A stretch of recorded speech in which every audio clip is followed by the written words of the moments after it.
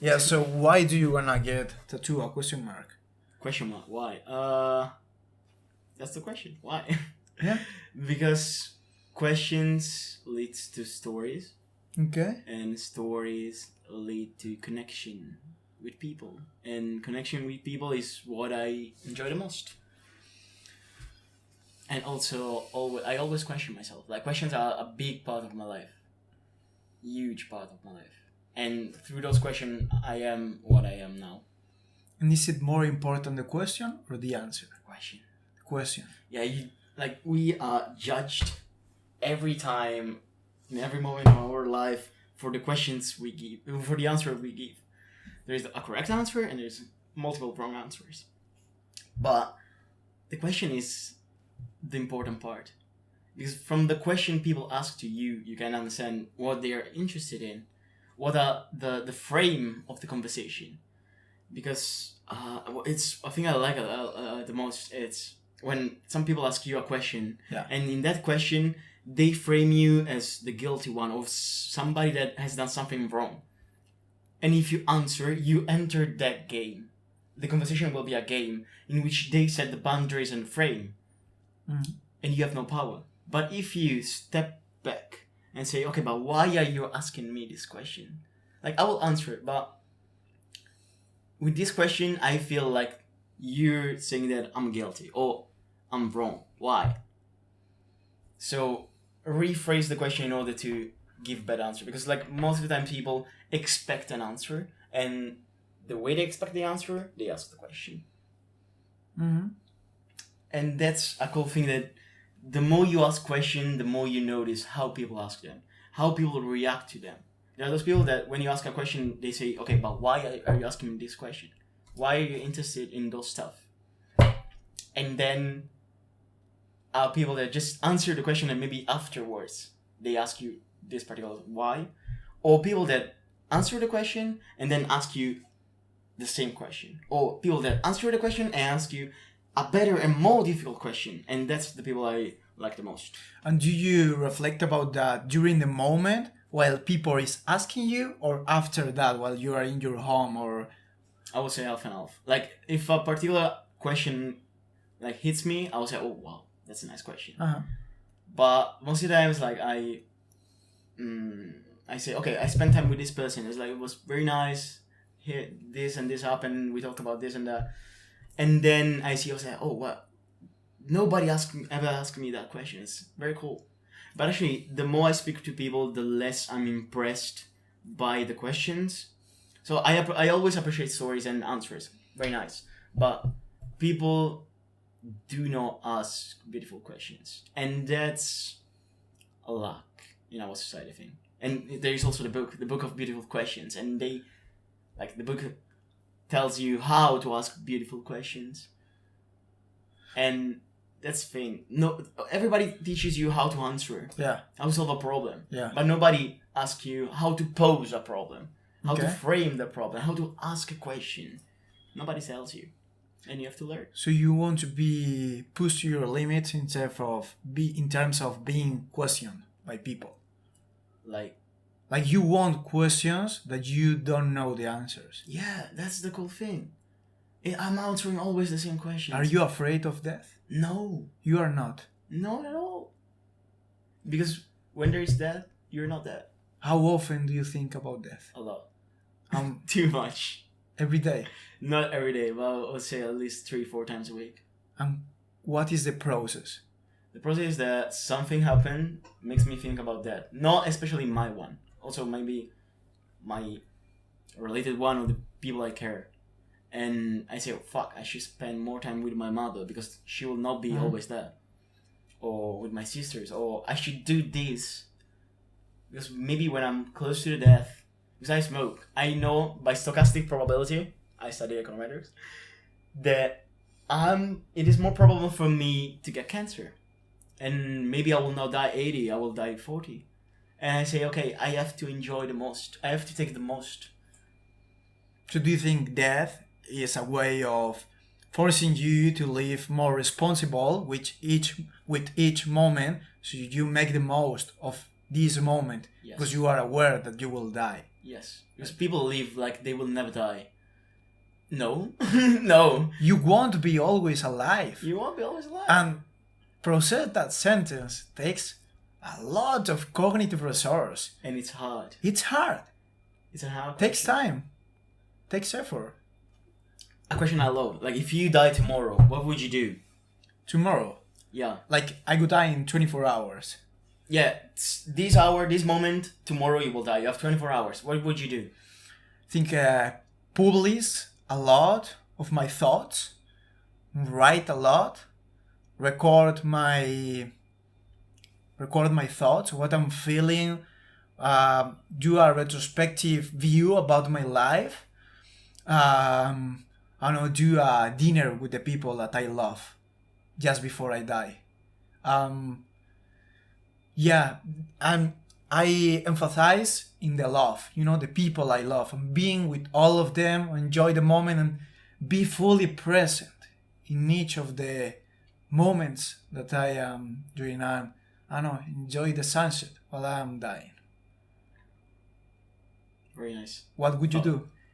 More or less the same, but I will, like, if I have to be here, I know that I have not all my close friends, so I will, like, video call all of them, like, 30 minutes, my family, and then, like, I have a couple of money, it's like, I'll spend all the money I have to make all the people around me happy and enjoy the best time I have with the people I have right now here that surrounds me. Why did you include money as that important variable? Like, what would you do with that money? Just offer to everybody because that makes me happy. Offer makes you happy. Yeah. Because it's a thing people do not expect. Especially here in the Netherlands. Nobody expects that you offer. They feel guilty. It's like, no, I will pay. Like, I send you a ticket. I was like, shut up. But just enjoy it. You will pay me the next time. But the next time they will not pay you. And did you enjoy, like, how much of this happiness that you receive offering is for the surprise? Because they don't expect that?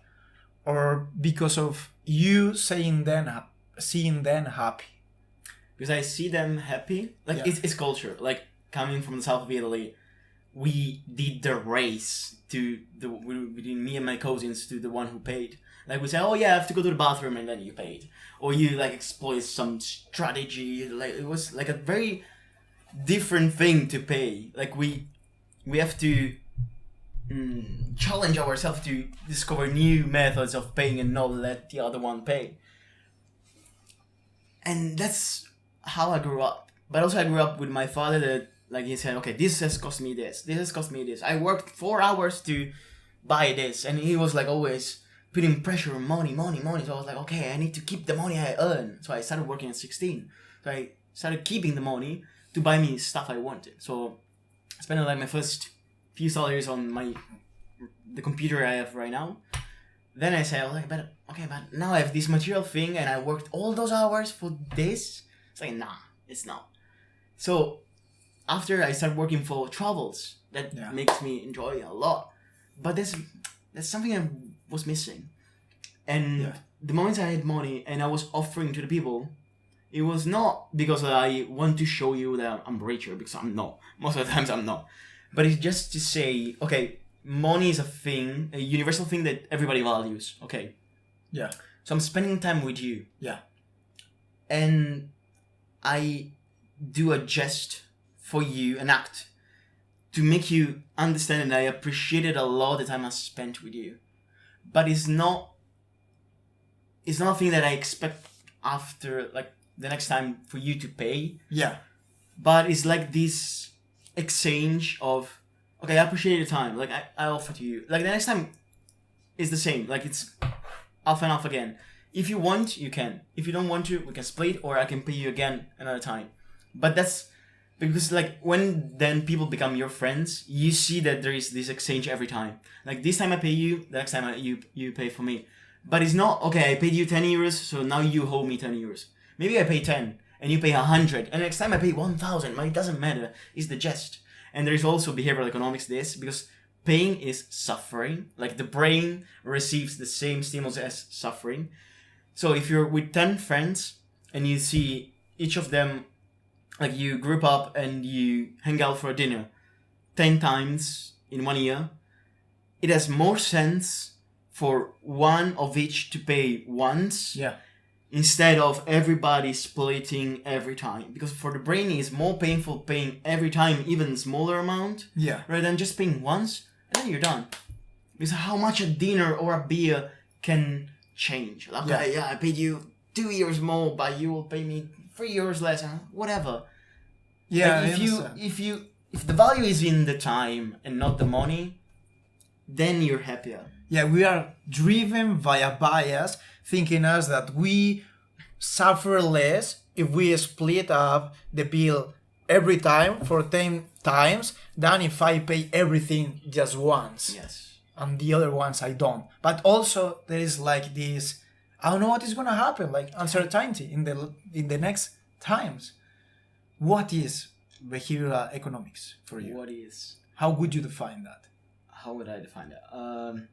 There's a phrase, like either economics apply psychology, or it has to develop a psychology itself, which is not the real one.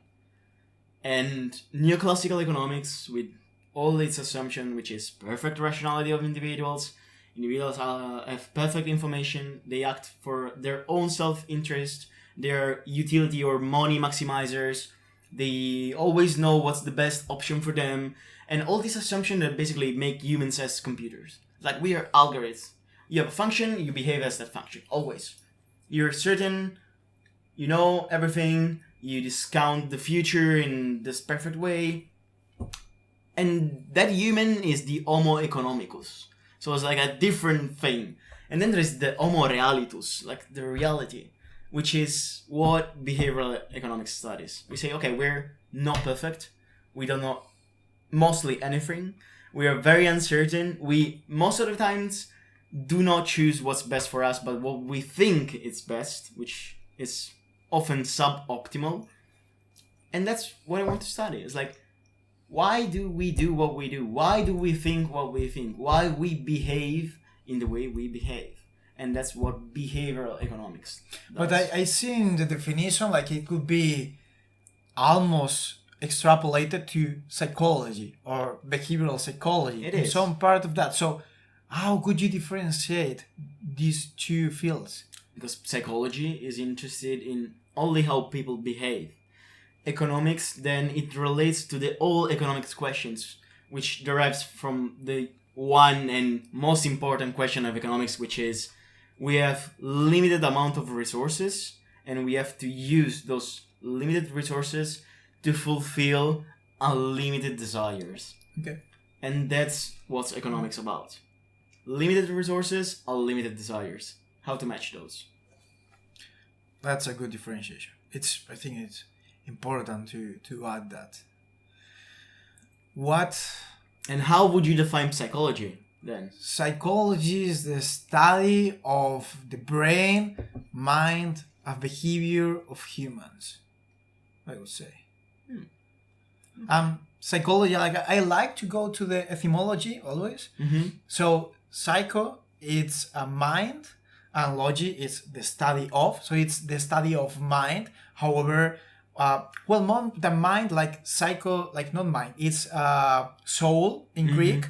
So, but from the soul, it refers to mind, and from mind is also to not only the things that we cannot explain through physical explanations, like some behaviors, but also the physical one. So, mind and brain. That's why I choose both. Well, I did the same for economics, which derives from ekos and nomos. And basically, ekos in Greek means house. And nomos means norms, laws. So it's basically the laws of the house or the management of the house. Because the problem in ancient Greek was, okay, I have a limited income, and with that income, I have to manage my house. Yeah. So the needs of my family, my one, and we need to survive. So limited resources to fulfill the desires or the needs of the people. And that's what economics. Mm-hmm. Because people, I've written an article about that. When you say economics, people say, oh, money, finance, business, corporations, banks. But actually it's not at all about that. It's a social science. And that's it. Social. Humans. Then some streams of economics say, okay, but we can ignore the heterogeneity, the different aspects and the idiosyncratic aspect of humans' behavior, because otherwise we cannot model. We cannot have functions and mathematics and algorithms, and we want that because it's easy, it's faster, it's efficient, and that's what we need. Because capitalists will say, yeah, you need to be efficient, you need to be more with less, but we lost a lot in the path. Mm-hmm. And that's why bubbles happens, recessions happens.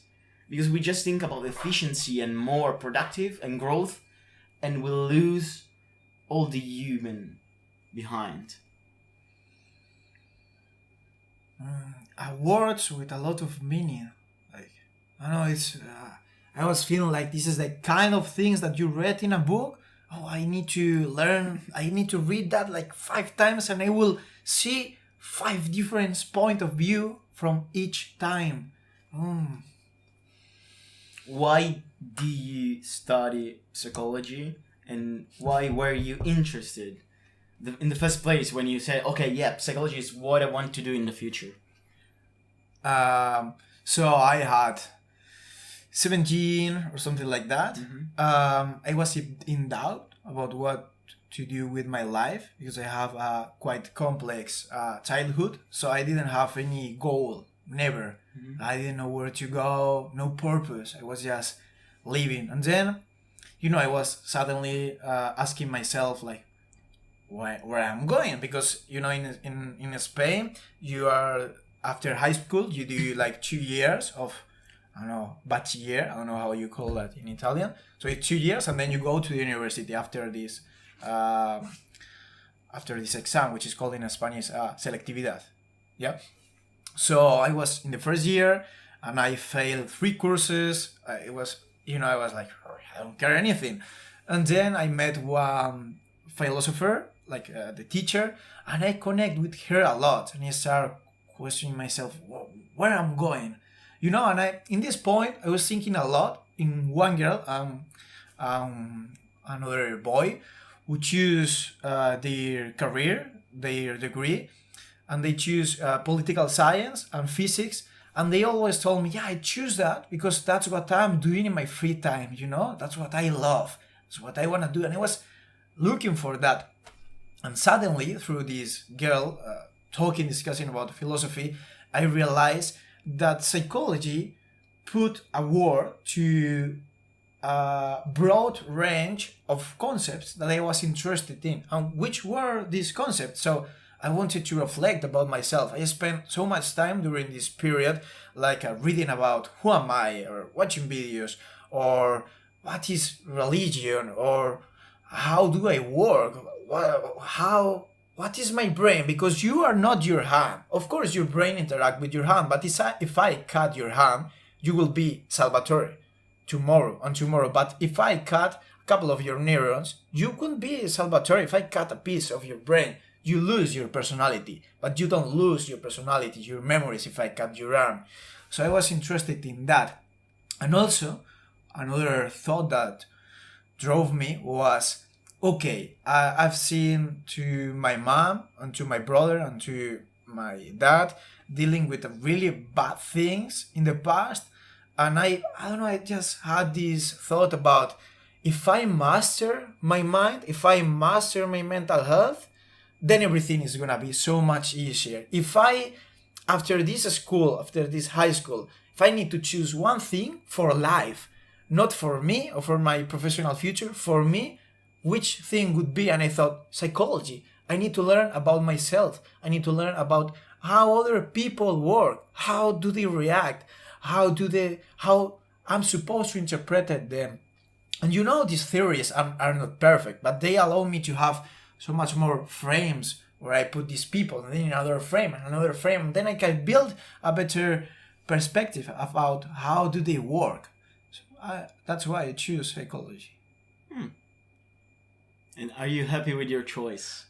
Amazingly happy. I think it's one of the best choices of my life. Like, of course, it wasn't what I expected exactly, but it taught me so many things. And talking about questions again, they didn't show me where the answer is, because I learned that there is no answer. Sometimes, especially in psychology, behavioral economics, probably the same. There is no answer. Also in neuroscience, like studying neuroscience, people think that, this neuron fires and this is the answer. No, it's not like this. But by going to that point where I realized that, I missed my point. Which was my point? Shit. About questions. So that there is no answer on how to ask myself the question. Like, I learned that. Okay. And also why I learned that, especially how to ask myself, because through learning psychology of personality, you learn how to put words to think of you, and then you can manage your thoughts faster. And then I can ask myself better questions. And why did you choose economy? It was kind of suffered, but not. I will explain. Okay, my mother pushed me, as well as my two older sisters, into this university, which is one of the best in Italy. My sister wanted to study psychology, so both of them didn't pass the test, but not because they were stupid, but just because they were not interested. Yeah. So you have the test, if you pass the test, you can enter the university. They were not interested, so they failed. My turn arrived, and I was like, do I really need to do it? Like, I was 17, I was like 4th year of high school, so like 1 year before that, people usually take some test or choose their path. And I was like, do I really need to do it? I just, to shut up my mother, I was like, okay, I will do it. And then I passed. I was like, oh shit, I've been accepted in one of the best universities in Italy. Maybe I cannot worry about like my future because like I'm already in. And of course it would be economics because in 3rd year of high school I started studying philosophy. And philosophy is, from Greek, like the love of knowledge. Yeah. And my choice was, okay, but I really love knowledge. I really love philosophy. Why should I study economics? Because I was kind of interested, but I was like, not really, because I was interested in marketing at the time. Because I was like, oh yeah, cool, marketing. Because marketing is, I need to understand people, and then I need to sell them stuff. Because that's how society works. Company produces, and then you need to sell. So marketing is kind of behavioralist, but not that much. It's always in the logic of economics. At the time, I didn't know. But I was like, okay, philosophy, economics. I say, okay, I don't want to work in McDonald's because that's a joke in Italy. We say, like, if you do cultural or social, social sciences, humanitarian studies, you go to McDonald's, Burger King and stuff. So I say, okay, I want a job, like, assure me that I can have a, like, living standard. So I was like, okay, let's go to economics and I will one day take a master, or like I will continue my interests in philosophy just by myself. Then I started studying economics, and one of the first exams was acceptable, like for the derivation of the Greek name. But one of the first exams was history of economics, and basically there I encountered all the philosophers I met during the high school. I was like, shit, what do these philosophers do in my book of economics? Because I thought, okay, economics is money, banks, management, corporations, stocks exchange. Why are they here? There's no math, there is no statistics, there is no laws. And that I understood. Economics is just a way of modeling society, modeling the world, explaining the world through what we know. And what did philosophers do in the past? They had a mental model, or a model in which they say, okay, people do this for these reasons. These, like, there's God governs the society, and we have those values and those norms, and the good is that, the evil is that, and the world was born in this way and it works in that way. And so principles, norms, values, behaviors. How to model this? Basically economics. Principles. Okay, you have the market and the state and the people, and they interact. And norms are established. And how can we model this? How does this function? But you're not imposed from an authority or a model. You need to kind of understand. Yeah. So you need assumptions and theorems, and then from those you derive how the society works. So you need exchanges. So the law of demand and supply. This, you have prices, quantities.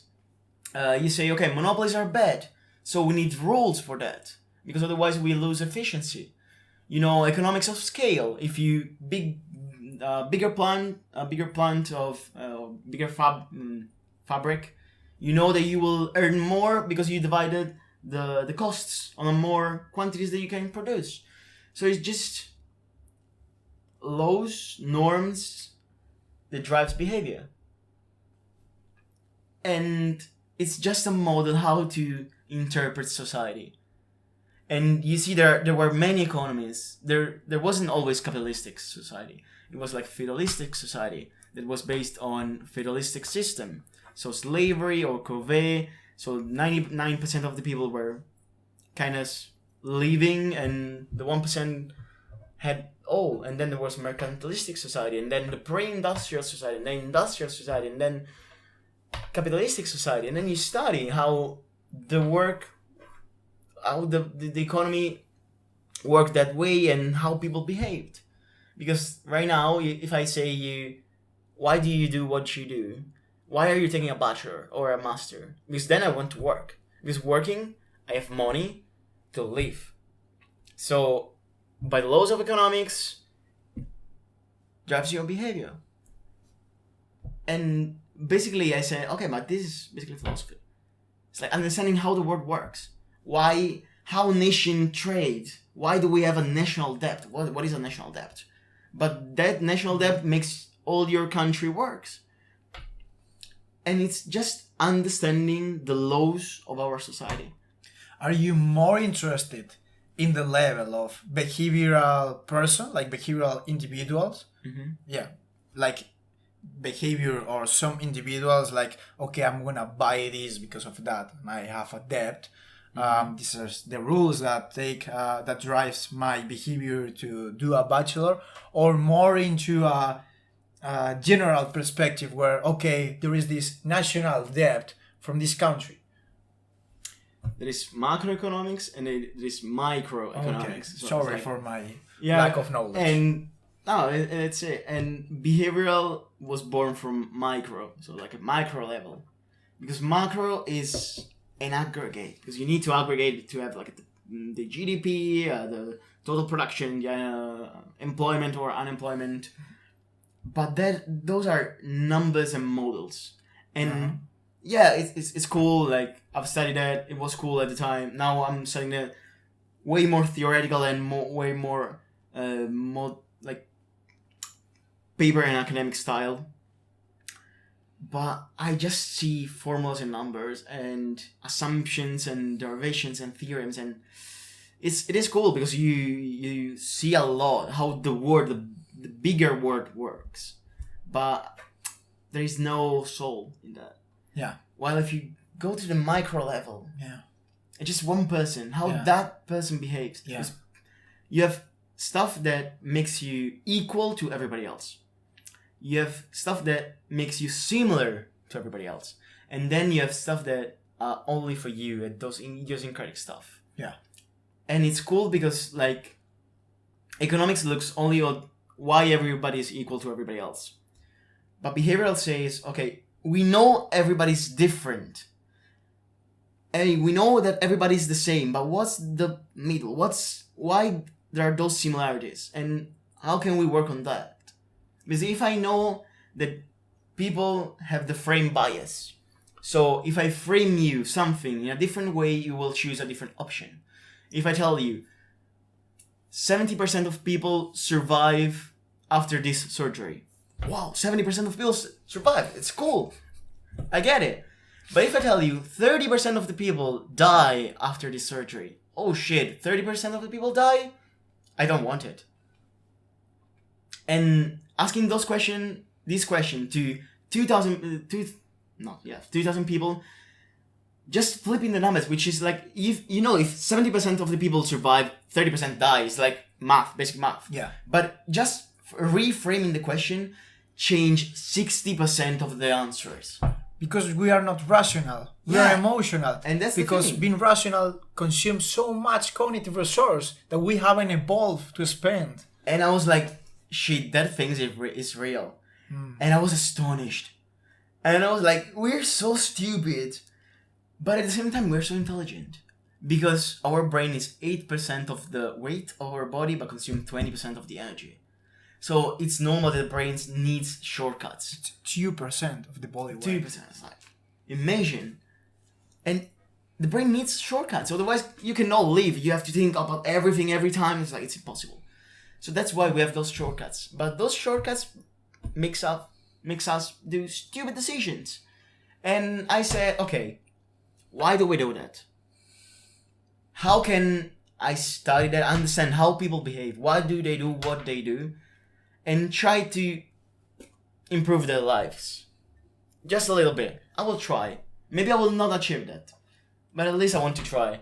And also, like, how fun is it when you study something and then you see your friends and you say, oh yeah, I know why you're doing this. But usually I shut up because, like, it's their life. But it's like, And then when you see that you do those stuff, and I was like, I'm very stupid. Like, we think that we're the paramount of the evolution of... And we're very, very stupid. We're very stupid. And that's why I want to study behavioral economics, because it is just a bunch of humans trying to understand how and figure out how continue their lives and survive. I'm completely in love with the bias concept. Like, so it's funny. something that I love so much that I study in psychology. I think it's one thing that completely share and correlate between these two fields. Like, wow, like being aware of some of the bias, that some of the shortcuts that your mind take to avoid consuming cognitive resource, because we haven't evolved for that, and taking decisions that you think are based on statistics, but they are not, because we are so bad at probability and statistics. Yeah. And it's like, can you name any food? And you name the food that we had today. Like, how many bias is that? How the emotion takes place into this bias also. And we are not objective. We are just thinking in things that happen based on the emotion, but that's not objective, because we are not a camera recording things. We are brains setting connections that are based on emotions. Sometimes we completely forget that when we take decisions. Like, sometimes, no, almost ever, always. We don't know why. And we think we are being rational, but no, we are not. One of the best book I've ever read is called Predictably Irrational. Uh-huh. And that's what humans are. They're not rational, because We're otherwise they would be predictable. We're But not. they're not completely irrational, because otherwise it would be chaos. So we're neither one or the other, but we're somehow predictable, because, like, if you do certain stuff, what the outcome will be. But also, you'll never know. Yeah. Because we're irrational. So we're predictably irrational because you know how the brain works. We have more than 220 biases. So you know that certain behaviors are driven by certain inputs and certain reasons. But actually, why behavioral economics cannot be generalized, or why psychology doesn't have an answer? Because those things cannot be generalized. Because people are irrational and everybody's different. So you can have all this small scale understanding somehow, maybe, on how we work. And that's the cool thing, because there is no an answer. There are only a lot of questions. And how you pose the question is the funny part. Yeah. What's your favorite bias? That's a biased question. Because I'm being biased, but the recent bias or the I'm thinking about I know the name seen as it's recent bias also in recency. English? Recency, because I think in the Spanish names. So I've been biased by that. I'm thinking about the impact bias, and it's this bias where you overestimate overestimate the emotion, the impact of the emotions that you are gonna have with certain facts or events. So you overestimate how bad it's gonna be when your girlfriend break with you, break up. Then it's not that bad. But if you truly think about that, it's gonna be awful, and you overestimate how good it's gonna be the trip. And then while you are in the trip, you are like, oh yeah, it's good. But if you are driven by this bias, you are not enjoying the trip as much as you could do. Because this expectancy and reality difference, and that drives you to frustration. What is your favorite bias? It is called Dunning-Kruger effect, but because like everybody knows it like this, but it's actually, oh my god, it's when people do not. It's like base effect, neglect. I think. Okay. Which is basically the Dunning-Kruger effect is another one, but it's based on this bias, which is you don't know the base, so the statistical base. So people used to think that they are above average because they don't know the average. Okay. And most of the people are actually average. Yeah. Because that's what the average is. Yeah. And actually, I'm like, because like when they ask people like, how would you rate yourself, like a class of 200 students, how would you rate yourself? And more than 80% of the people rate themselves more than 75%. So basically, 170 people said they were better at academic career than 150 people, which doesn't make any sense, because if there are people above average, there should be also people below average and people on average. And actually, people that knew the most, like the best students, they rated themselves 60-70%, so below what all the people said, but they were actually that good. And this neglectancy is because like the less you know, the more you think you know. The more you know, the more you know that you don't know. And this whole thing is that basically when you don't know what you don't know, you basically overestimate your capabilities. When you know that you don't know, you kind of underestimate your capabilities. And this thing is kind of absurd. And that's why people like they comment football games, and they say, oh yeah, if I would have been there, I would have done this and I would be better than you, because they don't know how is that and how much they feel is that. But maybe people that know too much, they say they're too much doubtful because but maybe I would have done differently, but maybe I'm not that good, I don't know, maybe it's good what they think or what they've done. And it's quite the opposite of what you think, that not good people should shut up and very good people should actually teach other people how to do it stuff. And somehow this is human, it's inherently human. Yeah, you cannot see this behavior in any other animal. It's completely human. Yeah, sometimes I had this conversation the other day, like, we believe that we are so intelligent, powerful, like, look at this container block and, all the buildings and all the society and this fucking microphone that can record my... No, let's go to language. I can say sounds and they are arbitrary sounds like boop, beep, beep, beep, beep, but you understand that as a word, and and this is language. Allow us to communicate And then this is being recorded by a physical wavelength and into this computer, and then people are listening that. So that sounds crazy, but if we think about our closest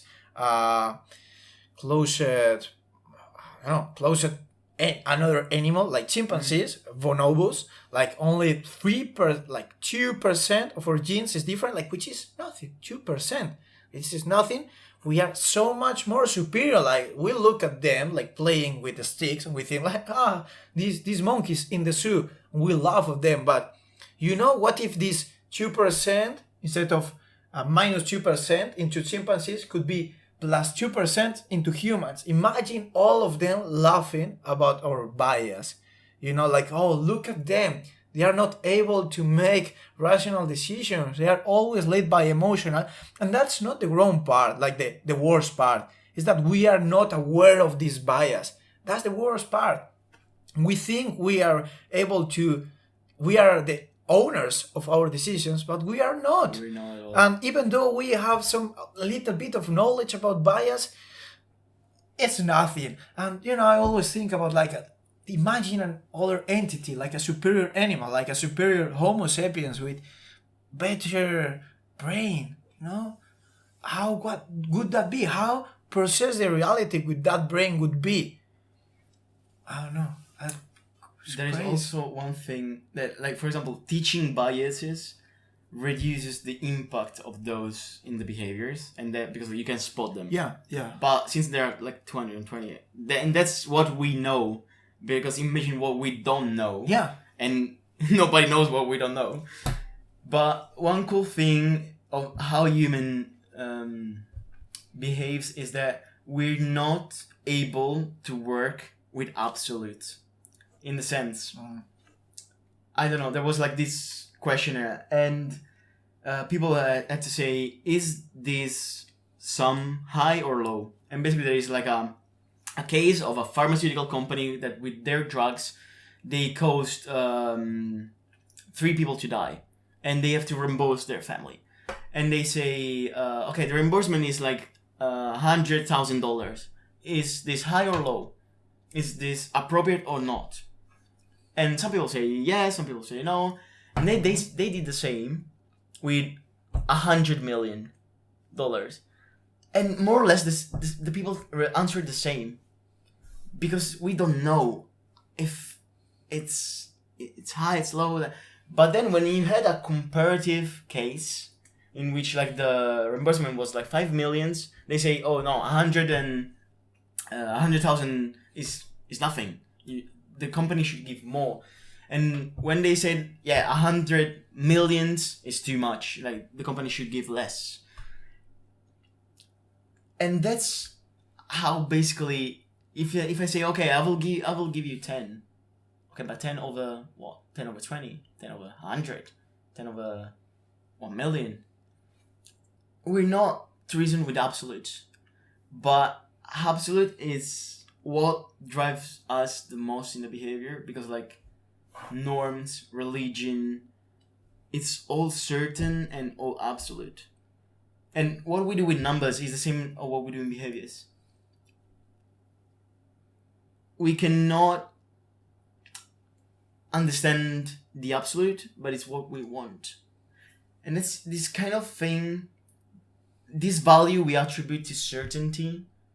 It's amazing because like the difference, like for example, if I give you 10 euros with 99% of probability, or you lose 10 euros with 1% of probability, is not the same as if I give you something with 100%. Like the change between 98% and 99% is nothing. The change between 99% and certainty, so 100%, is huge. And to remove that certainty, people will pay a lot. And that's how insurance work. And all these things is based on bias. Like all what works in society, like insurance, it's something that everybody has and you need to have and is regulated, it's because of bias. Because you want to be certain that if something happened, you're covered. You want that absolute. And it's so stupid. But we have to. I don't know. It's like that was this thing that we are driven by emotions, but we pretend to be rational. Yeah. So we are rationalizing animals, but everybody pretend to be rational. And we are rationalizing emotions, and we make decisions based on our emotions. Yeah, there is this free sentence, like we are, how is it called? Like we have got technology, but our like medieval laws, but Paleolithic behaviors and Paleolithic emotions. Yeah, that's true. Like I would be even farther to that, like 70,000 years ago. But yeah, let's say Paleolithic. I think Paleolithic is way before. Than 70,000? Yeah, it's millions of years ago. Paleolithic? No. No, it's hundreds of thousands, maybe. I don't know, because in Paleolithic we were already in a stone age. And Neanderthal. But Neanderthal died 40,000 years ago. 40,000? Yep. Neanderthal was alive 40,000 years ago. Like 40,000 years ago, we were like, I think, 5 or 6 Homo species alive on Earth. But then one succeeded. Yeah. And you know, like you as an European probably have Neanderthal. I don't know how to say the word.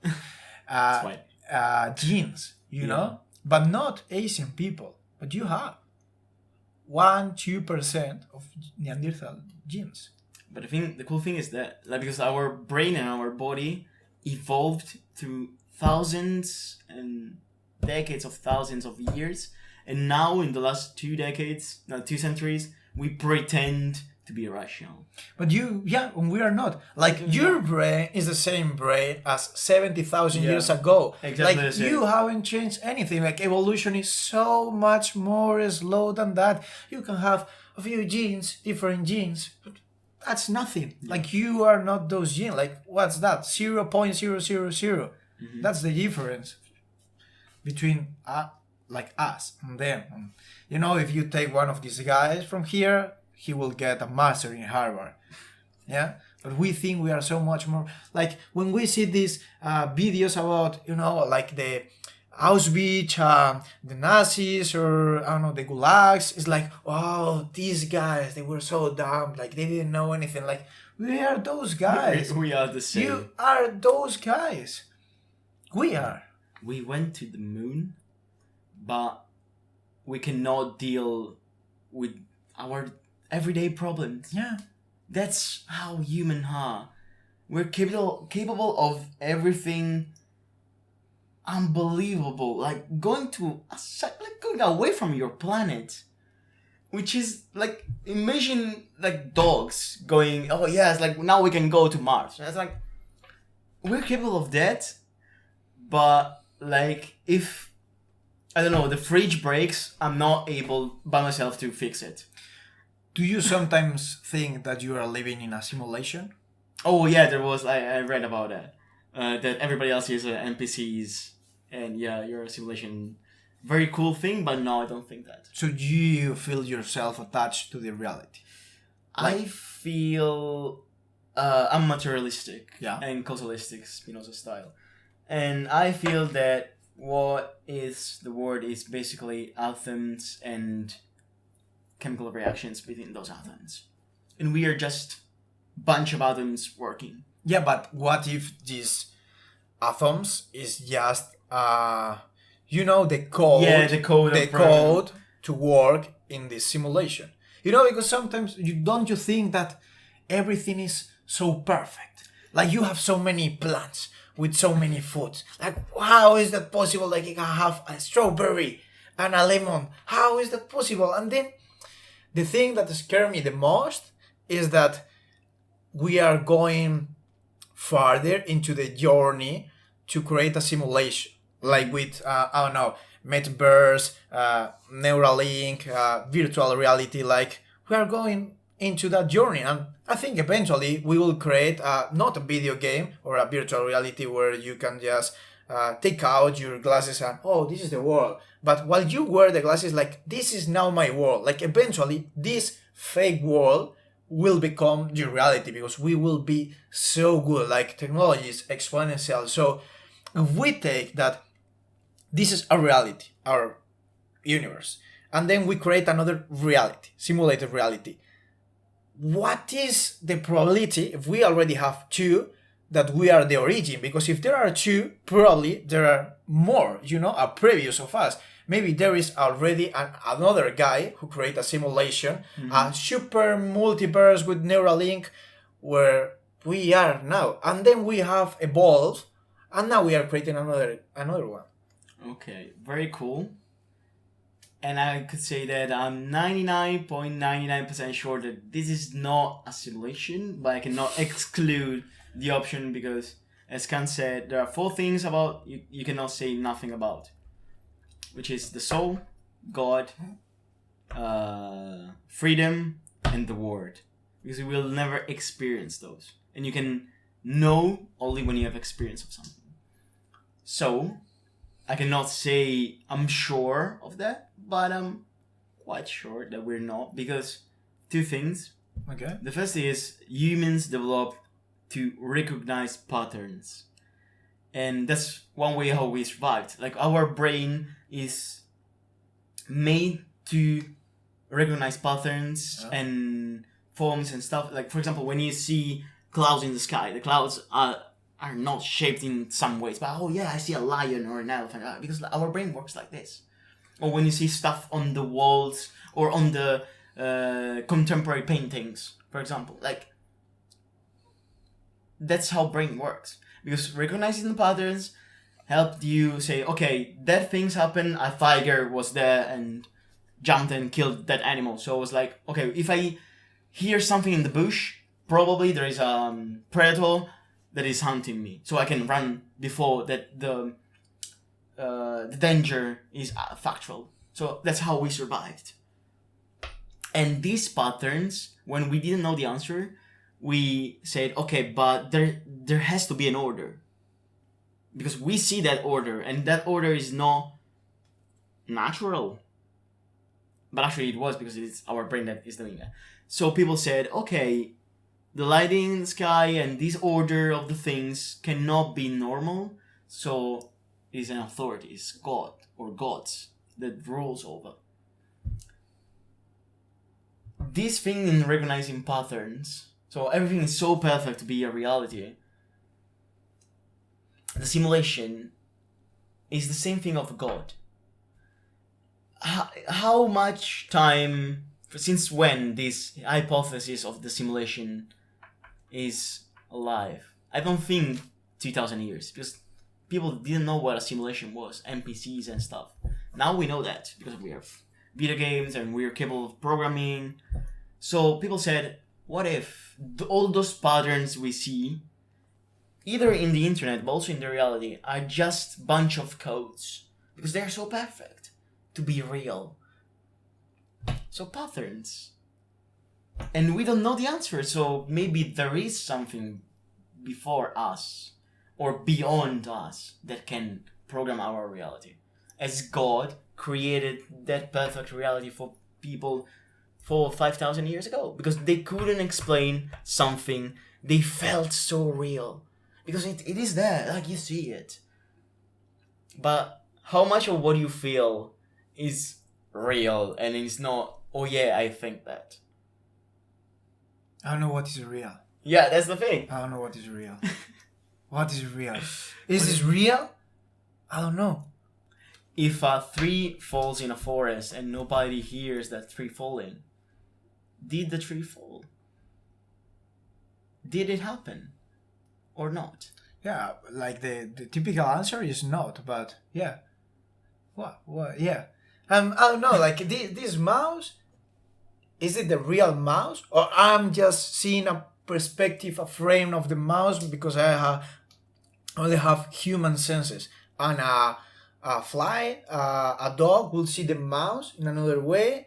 The monkey and this high entity that we have talked with 2% gene change would see maybe a I don't know, a completely different thing with different colors and different shape. How I can be sure that this is a real mouse? How can I be sure?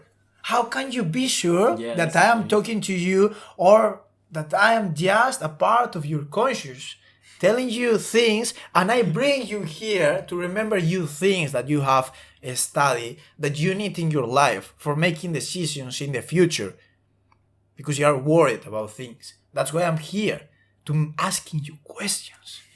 How can you be sure that I'm real? I'm quite sure, but not 100%. Okay. No. But that's the cool things. And okay, now we know that we are like this, but what about other people? Like, when you know these things and you're conversating with other people that don't know these things.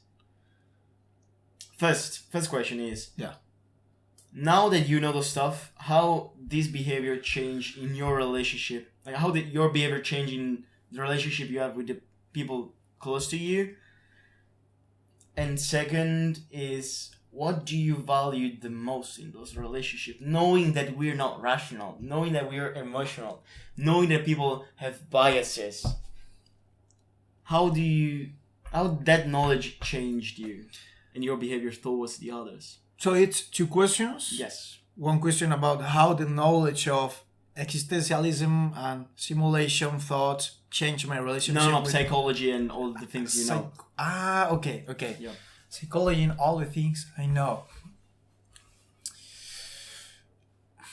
Tough question. I mean, everything we learn change us, because you are, let's be reductionist for one moment, you are a brain with neurons and glia cells and other things. So one conversation, one more word, one more paper is changing your brain. So 1 degree will change a lot of parts of your brain and a lot of parts of how you see the reality. So sometimes I analyze more things, I could say. Probably you too. Like, you see people interacting and you think, oh yeah, you have bought that because of that. Yeah, and I think, oh yeah, you want to flirt with this guy because of that. And you are touching this, but not completely touching, because, you want to be like, oh yeah, I'm here, but I'm not here. So you want to catch me, But I don't do that every time, because I lose the present moment. Because that takes a lot of cognitive resource, like understand why people, or hypothesizing why I think people is doing that. That changed in a way, but in another way I think it's essential to learn psychology, economics, biology and philosophy.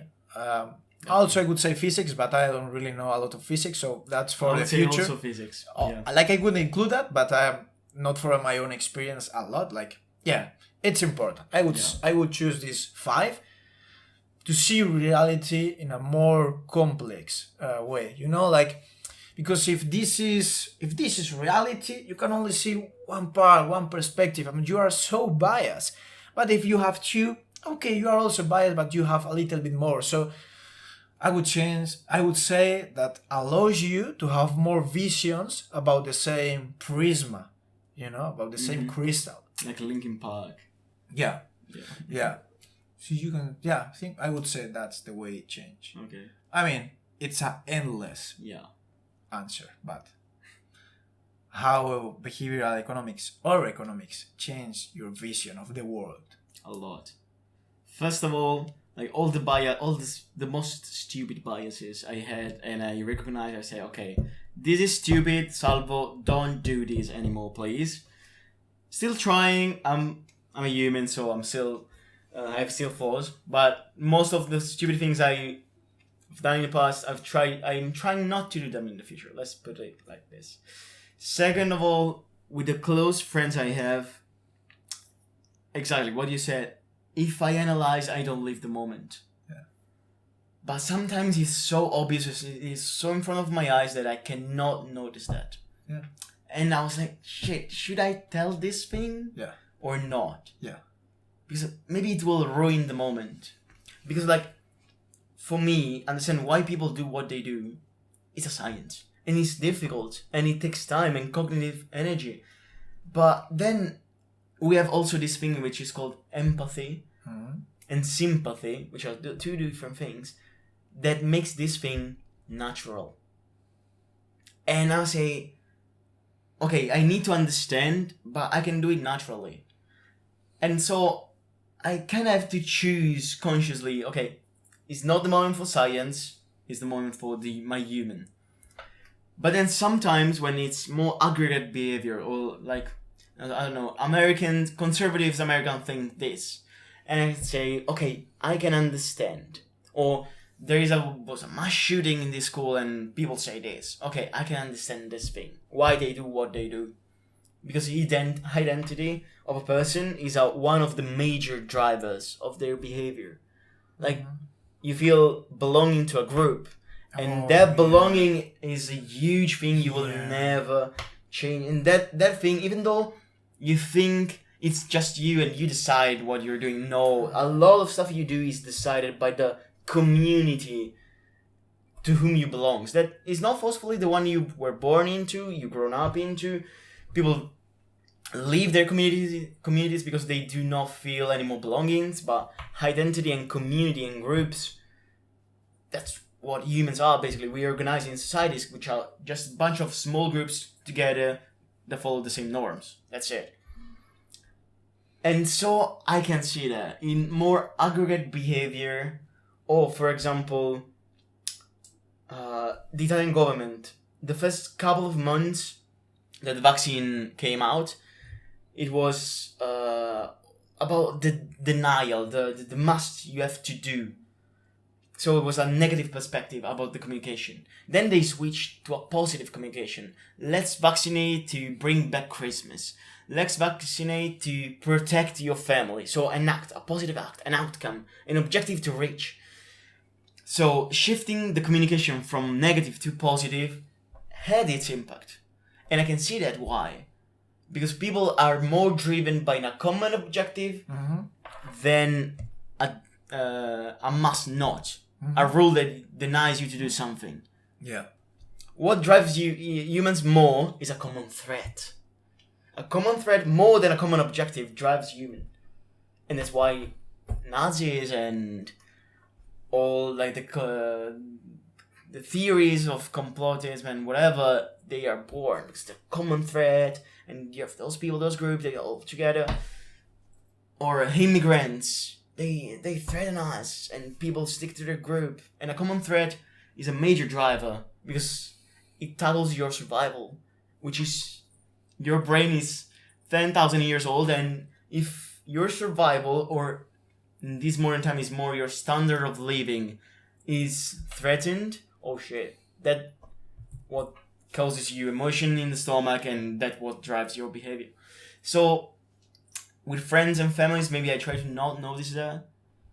Sometimes it's normal because empathy is there. Sometimes I have to choose to shut up that feeling, that thing, that thought. But to more aggregate behavior, I can see that, and I very much enjoy it because I can understand. Oh, I think I understand. Yeah. At least a little bit part of the reality more complex that you used to do.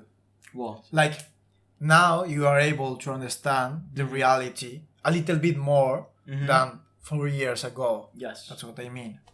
And, see a different perspective, different vision of that. Absolutely. Go deeper into what is going on here, Yeah, I love the idea about the group. Like, it makes me think a lot about social psychology, where you see how important it's a group in your identity and how many necessities can solve the group. Like, we are social animals. We always need groups. Like, you cannot be isolated. Otherwise, you would develop a lot of mental disorders. And that's telling you, if you get sick because of being alone, that it's not good, So it's amazing how we are driven by groups and by their things. And maybe that's not your thing, but if you go to this group and they are doing one thing, let's say taking, mushrooms tea, you could do that because you need that group, and that's where cult plays a big role, because there is a meaning crisis in this world, like huge meaning crisis, increasing and increasing and increasing, depression, increasing suicides. Like the way cult try to give meaning to people, like in a religion way. It's amazing because people are losing faith into the religion because we are more rational or more scientists or whatever. So, I don't know, it's interesting how the group of a cult try to give you meaning to things and teach you values and norms, and this must be done, helps you to not be thinking about why I'm alive. Cults is like very much like school. I see. They give you answers. You have to spend most of the time following the answers. You don't have any more time for questions. And if you have all the answers, all your problems are solved. Because there will always be a reason why. Always be an answer to your behavior, a justification for your actions. And stop having those thoughts of why, how, why this and that, and criticize yourself and other people, but not in the bad way, but just criticize in the sense putting things into discussion, having doubts, which is human. Shutting that part makes life easier, not better, just easier, because you don't have to questions yourself. And that certainty you value a lot. And we are looking for always. Yeah. We want answer. Because uncertain, there was this thing. People suffer more for an uncertain outcome rather than a certain negative outcome. Yeah, definitely. So if you know you're gonna fail an exam, or lose 1,000 euros, or your girlfriend will break up with you, and you know for certain, you suffer, of course, but you will suffer the more if you don't know if, but there is the chance to that negative outcome. And that blew up my mind. And that's basically generalized anxiety, the disorder. Like, you are afraid, you are creating thoughts that they are not accurate according to the reality that is gonna happen. There is a threat, something threatening you, and future threat that you are not able to process, and you don't know what is gonna happen, and you just start feeling anxious and releasing cortisol, being stressed and suffer, and then you have this narrow mind where you cannot process the reality, so you only see a part and you think, okay, this is gonna be the future, this is awful. That's that's anxiety. Yeah, that's huge. But changing the conversation to another topic, Okay. which is not right now, but it's a cool question. Which advice would you give to the Borja of 5 years ago? 5 years ago. Like, so many questions. To what? Advice for what? Anything you can think. Life advice, or love advice, or career advice, family advice. I think I Don't drink that much, Borja. would not interrupt into Borja past. Ooh. I think I would let Borja to deal with his demons, with his satisfactions, pleasures, decisions, and continuing the life, because I'm proud of all of the last 5 years. I'm really proud of all my decisions. I'm proud of where am I, what I'm dealing to, how I'm evolving, and of course there are shitty days where I'm not really proud and I thought I could have done this better, but I think that's life. Life is evolution, call it in the way you want, but I wouldn't change anything. I think that's the perfect path for Borja. Nice. You're not quite much people answer in this way. Are you? You are so biased right now from Yeah, my answer. It's like how. But okay. Be honest. Oh, okay, actually, these bias are like they've done it with beers, and people will change their beer because of people took another beer before. Like if I do enjoy this beer, but you took it, I was like, maybe I will change just to. Yeah. So. But it's an experiment. Like, yeah. So the fact that I'm saying this answer is completely changing your next answer. No. You because you are aware of this bias and you are trying not to. Yes, but no. Okay, I would say. I do think the same of letting the Salvo of the past doing whatever he wants because I acknowledge the reason why I did certain actions or I made certain decisions. But still, first of all, I will slap myself in the face because it's always useful. Oh, the Borja from the past would kill me, you know? He was so strong. Okay, but after, I would just say, yo, Salvo, less pressure. Less pressure. Less pressure. You're not Superman, you're not God, you don't have to save the world. You don't have to save yourself, you don't have to show to nobody anything. Just chill. Less pressure. With the flow. Yes, less Let pressure. you flow. Pantarrey. Everything changes. That Heraclitus never said that. Like his scholars said that he said that, but actually he didn't. Yeah, I read the book which is called Pantarrey and never mentioned Pantarrey, but yeah, it's maybe a summary of the message. Could be. Yeah. It's a good quote. Yeah, a lot. Very good. Let's keep that. Everything flows. Yes.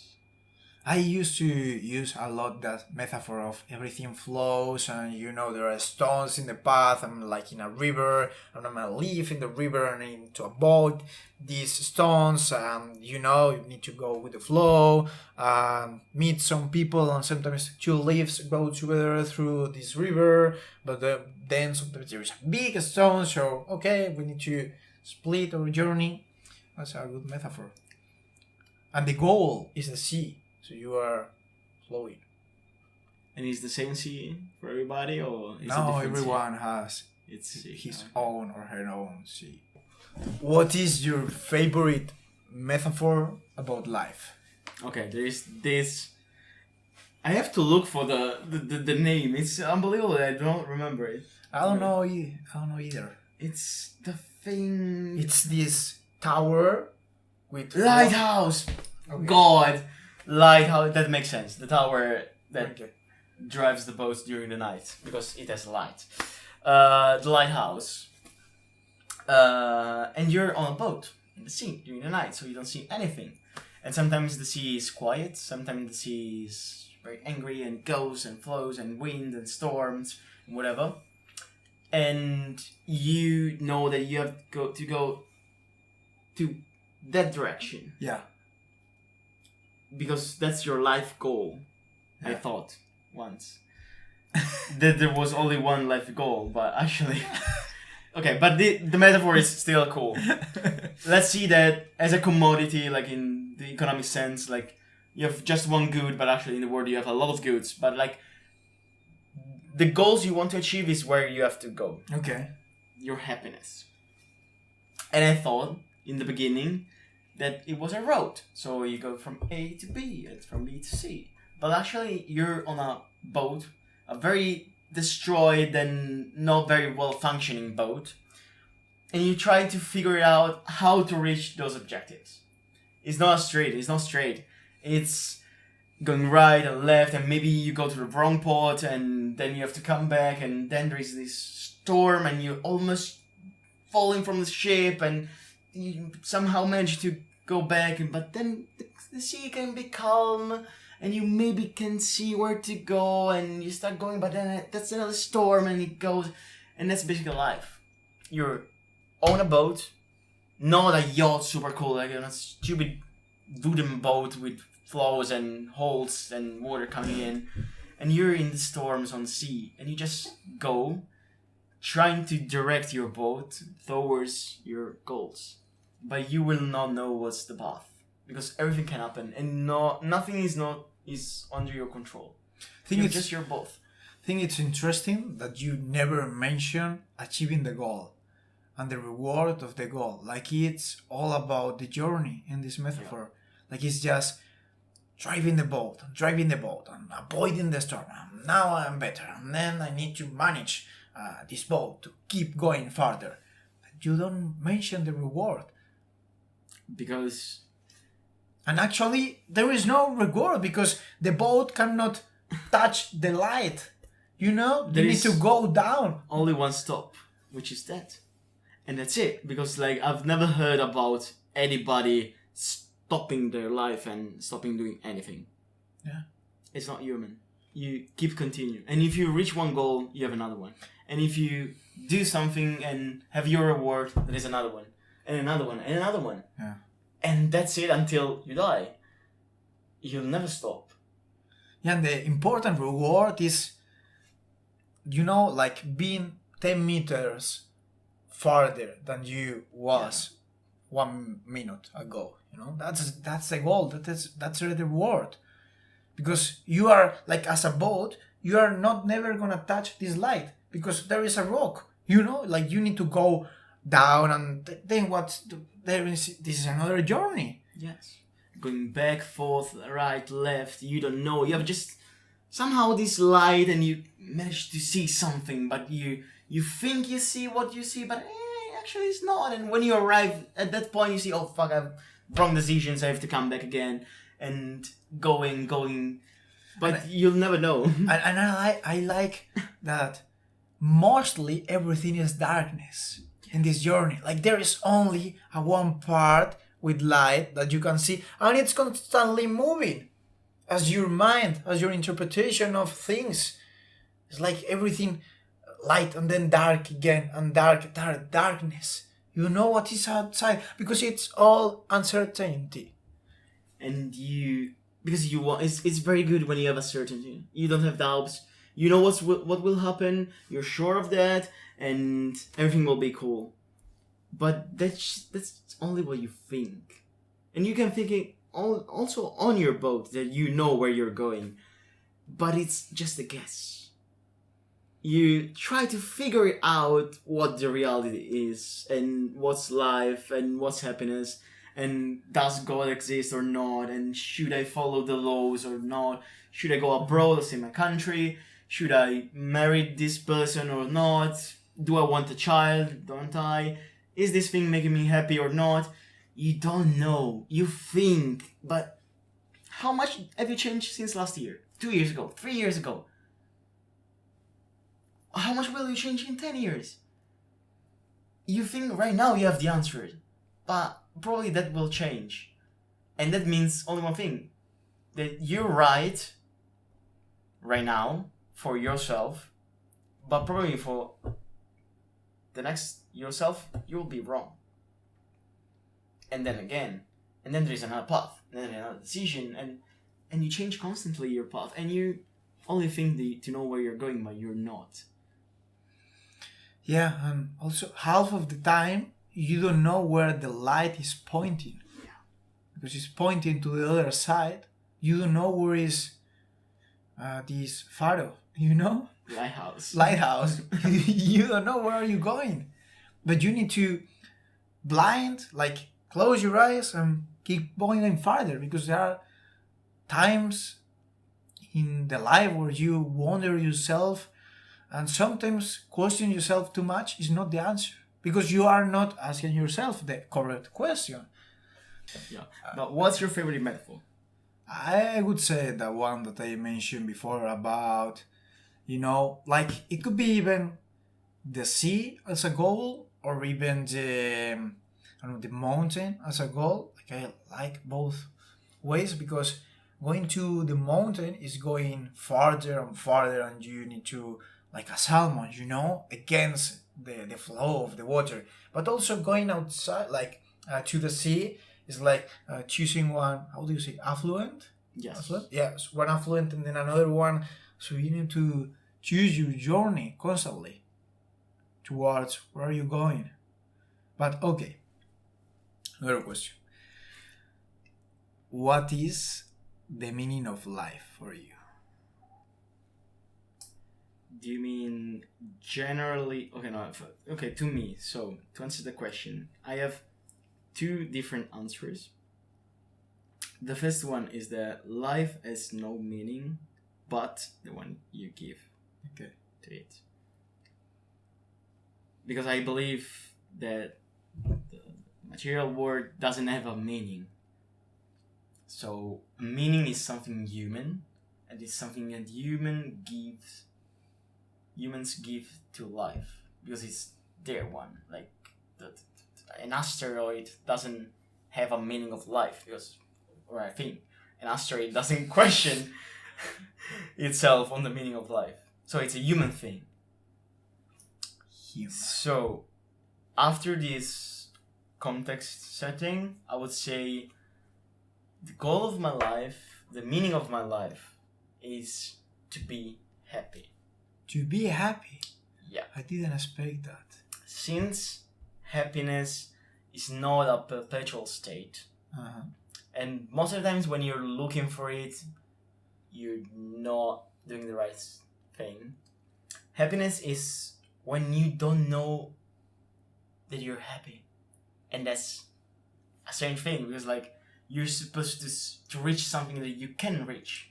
But actually the very true happiness is when you don't know that it's happening and you just remember it.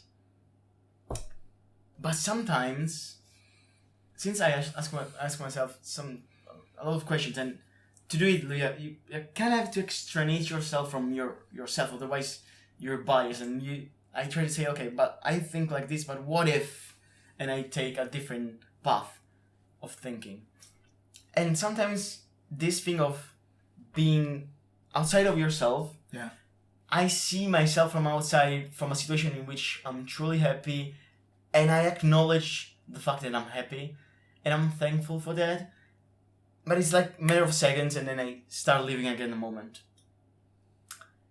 And in those moments, I say, wow, I'm very happy. And then that's it. And I know what in life brings me those moments. Mm-hmm. But it's not that you have to be always in those moments, otherwise they're not valuable. Like in why economics comes always around, and it's a philosophical thing. Because the things we value the most are the most rare one, the most constrained one. Exclusivity. Like, rich people are bored. You would say, oh yeah, but if I have those amount of money, I would do a lot of stuff. But why you can say it? Because you don't have them. Because you haven't experienced them. Because you have constraints. How good is going out and eating a pizza if you haven't had it in 3 months and you always cooking for yourself and always cleaning and always doing groceries? How good is it? A lot. But how good is a pizza if you have it every day? Nothing. Why gold is that valuable? Because it's rare. Because there are constraints. Why free time is that valuable? Because most of the time you're not free. You're busy. And when you have free time, you value that time a lot. So, rare moments of happiness, it's what makes me happy the most. And since I know they're not always there, since I know there's also the opposite of the medal, I will be sad, bored, lonely, stressed, healed, angry, hungry, and all that stuff. So those moments I value the most. And I know what makes me happy. And I think I know right now where to go in my life, because that's what I enjoy the most. Where do you want to go in your life? Keep asking questions. Keep having doubts. Keep having connection, real connection with people. Like the brain. A very good brain works with many, many connections. and deep connections. And those that are deeper and most useful, those are the fundamental ones. And that's how life works. You have many connections with everybody. Some are strangers, some are colleagues, some are friends, some are family, some are loves. And all those connections makes you what you are somehow. And leaving a little bit of myself in those connections makes me a lot happier. Also, if I can improve the other people's. Because if I see somebody else happy because of me, I'm happier. Because it means, wow, I have this awesome power of make other people happy. Which is huge power. Okay, and then it's not like a snap and you're happy. But like a little bit of improvement of people's life. Mm-hmm. Or also like make them more critical. Or tell them a story. And just see them laugh or astonished. And that makes me happy. Deep conversations, deep questions, connections. Being drunk with my friends. No, it's not always like deep and very valuable. It's just also stupid stuff. But like, I miss a lot my friends because I cannot spend time with them. And the time I have with them is very constrained. It's like 2-3 days when I come back. And that one night, that reminds me of the thousands of nights I had with them. Wow, if that time I value it. And wow, if I'm happy. So, those little moments in which I acknowledge that I'm happy drives me. I'm a Tony's. And you, what's your real? I don't know why, but I connect so much with your words. It was like a fucking journey of mushrooms. Wow. It was truly feeling yourself and myself, thinking about my friends, and I ask all the people that is listening, like, think about those moments when you are with your friends, that you are having fun, that perfect moment that, in the moment, maybe it's just a moment, but now that you remember it, because there's so much bias in remember things. Wow, that's amazing. Oh no, I collapse. For real, I don't know, the way you describe connections, it's like so pure. I was visualizing humanity as a fucking brain, and one neuron is connected with another neurons. The difference that we can move, and then this neuron move to this neuron, then share some neurotransmitters, some messages, some conversations, some words, some thoughts, some laugh, and then they move to another one. It's like trees, all a connection. I was visualizing everything. All intertwined. Yeah, we are a system. All of humanity. I always think about that. Like, we are a system. Like, intelligence is like a connectivity between all of us. Like, if I take 100 random humans and I ask them make an iPhone, do you think that they would be able to make an iPhone? Holy shit! You need to build a factory. You need to go to one place in Tanzania to dig and take how is it called? This material that is important for phones and for chips, that we are running out of this because it's Cobalto is like cobalt. Yeah, Cobalt. I think maybe. Yeah.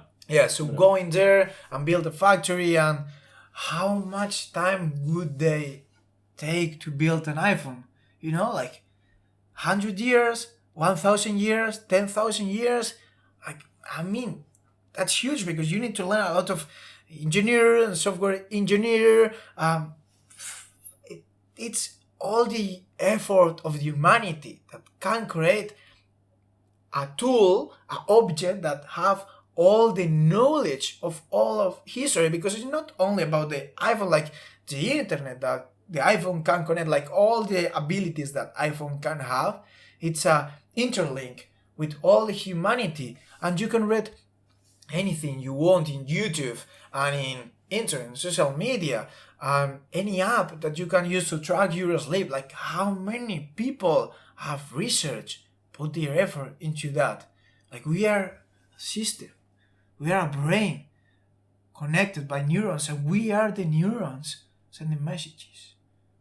Very stupid ones, but Well, we function somehow. yeah. Could be worse. Could be worse. I mean, could be better. As far as I'm aware, I'm conscious of things, everything is fine. I would say, what is love? What baby, what love? Don't hurt me. Love for me is. It's a very long answer. Be prepared, but I try to. I'm prepared, fully prepared. Take your time. Are you sure? No, for Okay, real. I would Take like your to- time. Okay. Like I even delete YouTube from my phone. Like I delete everything. Okay, what's love for me? But afterwards, I want to ask you also your metaphor. Okay, no, your metaphor, I had it. But what's the meaning of life for you? Oh. And also love, because I was interested as well. Because I ask a lot this question. Yeah, I know we had this conversation in Yeah. Madrid. Yeah. What is the meaning of life is Okay. my favorite question. Mm. In the world, I've been writing about that a lot during a lot of years, maybe I don't know, 1 decade or something like that. You need something that takes a lot of energy to answer. For me, it's really important. I will try to summarize it. We haven't really discussed about that, but well, I will try to answer. So, meaning of life for me, it's a point. I will be saying authors that have an impact into my answer. Of course, there are not of all of them, but yeah. So the meaning of life for me, it's a point between order and chaos. You know, it's this point where everything is organized. It's in your comfort zone. You know what is happening, but also it's uncertainty. You know, you don't know where are you going. You know, taking this flight to a city you have never been, taking this train to Utrecht to have this podcast that you don't know how it's gonna be. This point, like taking this master that you don't know, because when you stay in the comfort zone, it doesn't matter. Like it depends on relative to the person. But maybe for you staying in Italy and not coming here was not in this small tiny line of the meaning of life, you know. Also, like this is from Jordan Peterson, or also from the Tao, like Lao Tse King.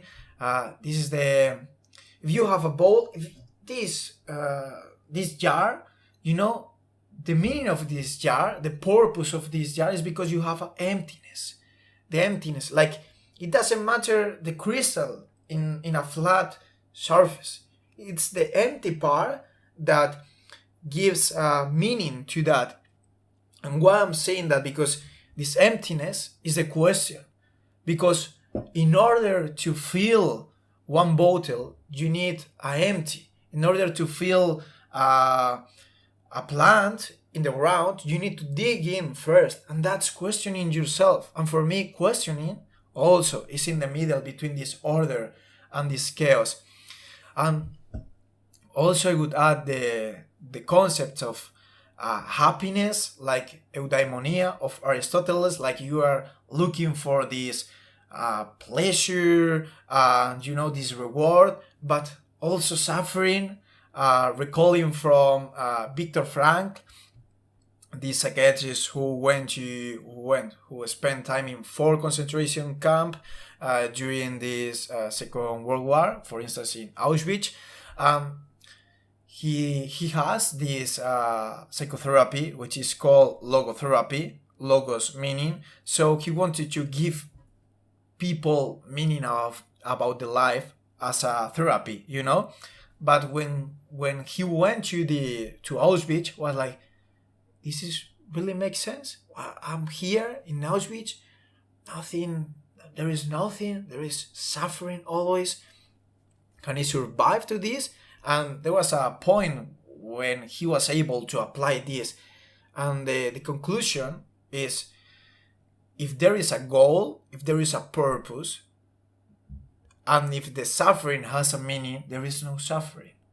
So if you know where are you going, if you are walking towards a goal, a field, a lighthouse, then there is no suffering, or the suffering is less big, and there is endless suffering in life. But if you take the responsibility, you know what life expects for you, like if you don't know what to expect from yourself, take this responsibility to take and embrace this purpose and fight towards it. That's also meaning for me.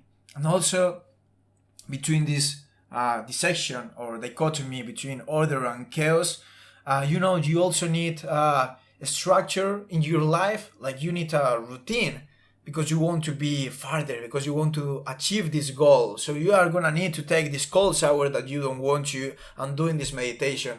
But if you are able to find the chaos between this structure, that's also meaning, like how can I drive my thoughts during this meditation? How can I reach the highest point of concentration during this mindset, during this state of being mindful? That's also the meaning of life. And between this day, you have this order, you need to do this and this, but also leave a space for chaos. What is gonna happen during this podcast? I don't know. You see this paper, it's blank, because this is also the chaos that I want in between this week. You also need a structure, but also a couple of days of chaos. I don't know what is gonna happen. I wanna go to that museum. I improvise. I make art, and I let myself flow. And I also draw something with a purpose. But I also let myself to draw something that I don't know what is happening.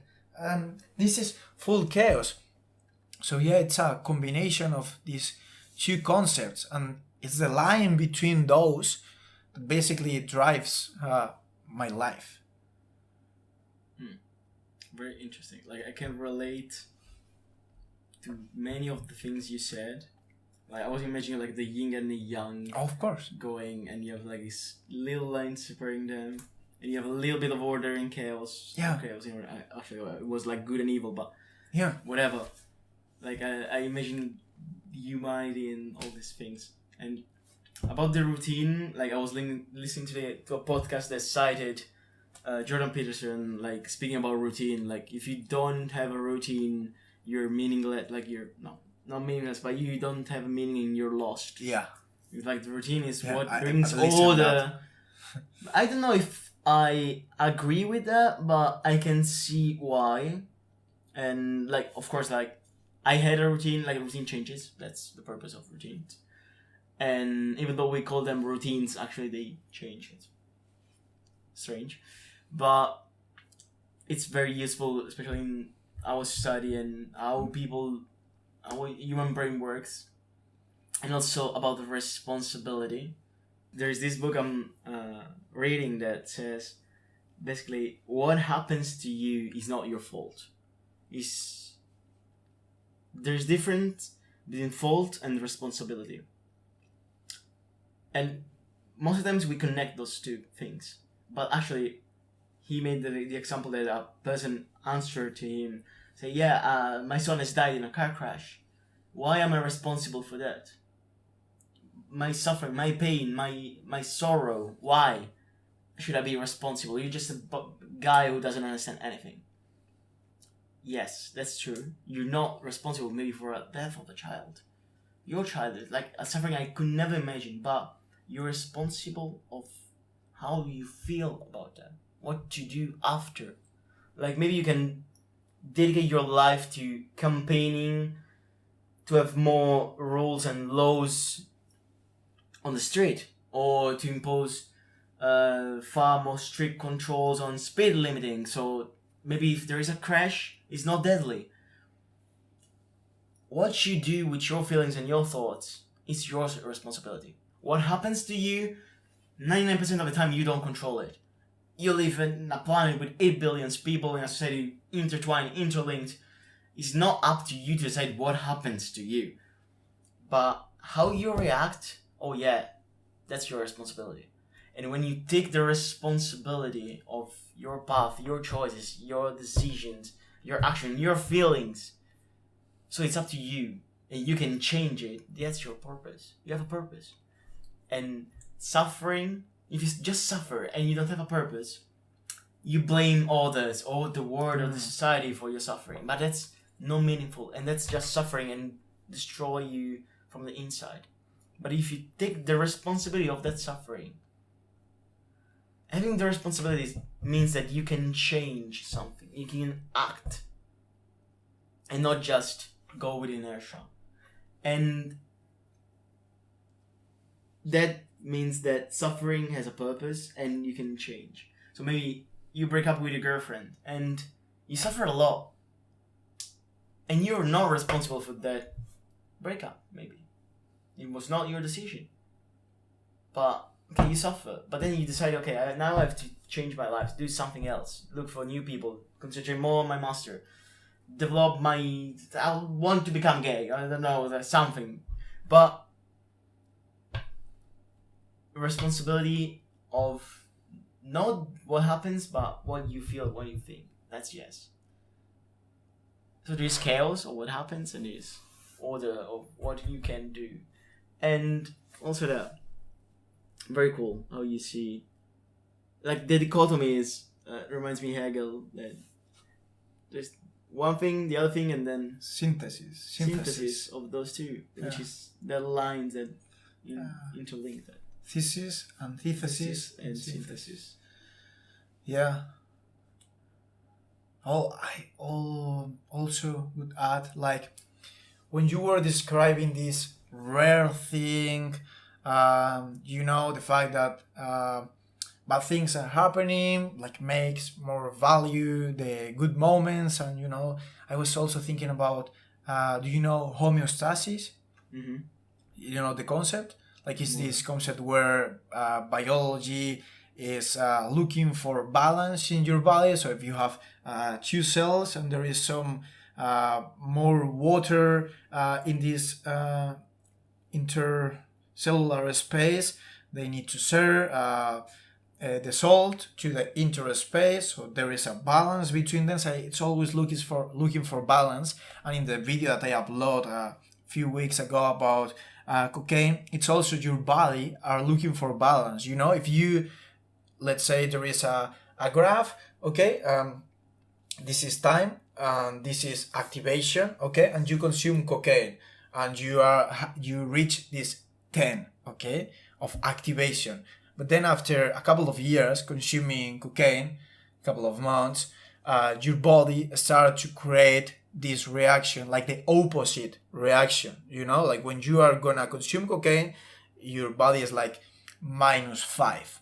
And then you feel bad when you are not consuming cocaine, like you have this withdrawal, which is the -5. Now your baseline is not 0, it's -5, because your body have learned how to create this opposite effect, because you are giving him this substance.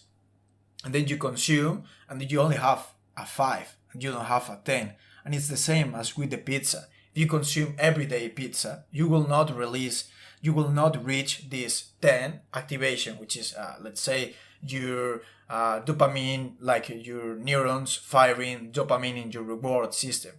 So you need to live a part of the time without consuming that, so you can reach again this umbral and release the 10 again.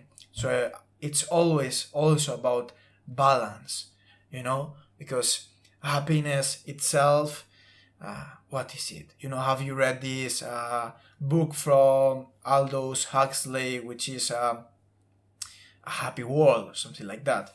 Mm-hmm. They have this pill which is called Soma, and it's basically happiness. Like everyone is happy, no problems and stuff. But you can see in this book how people don't have a meaning, and this pill is also in order to make them productive. Also suffering, this balance, this fluctuation, it's adding meaning. And sometimes we don't feel bad and we don't know why, and we just need to accept that our body fluctuates from ups and down, and try to keep the baseline high. Value the things we have, being grateful, connect with the others, be present in the moments, present what we have, because we have all the resources. It's like, why are we fighting for? And we don't enjoy the moment. We don't have this primal, like all the primal necessities are covered and we are not fighting for them, and we have evolved for fighting for them. So yeah, keeping a balance, it's important. And that's how we will live our viewers. Keep the balance. Actually, I wanted to give you all the power and all the attention. So I want you to say goodbye to the viewers and give a message, like whatever message you want. Yeah, so I give you all the power, all yours. I will leave you with a question. It's like, instead of thanks for watching and like listening maybe, but I will leave you with a question, with an open question. What if? And then you add or answer. That's how I base my life. What if? Thanks for being here, Salvatore.